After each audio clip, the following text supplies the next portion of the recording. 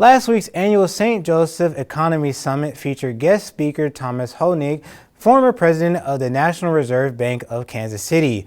Honig spoke on the issue of the growing national debt. KQ2 Sam Rowe has more.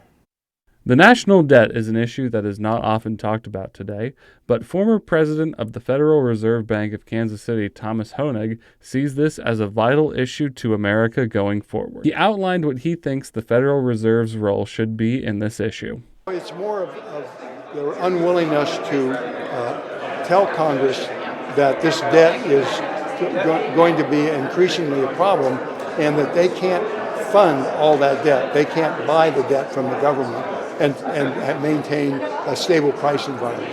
They need to be saying that more publicly, and they're not willing to do that. Honig also discussed the impact of the 2008 financial crisis and the COVID-19 pandemic on the national debt. For him, preparedness for a new crisis is vital. Well, that's the thing about it. You don't know, and that's why you don't want to have yourself extended so far. You don't want your debt so far that you can't borrow reasonably without causing inflation.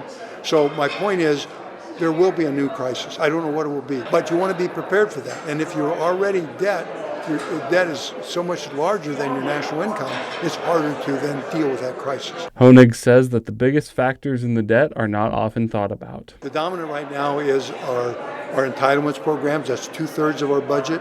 Our interest on the debt is greater than our defense spending.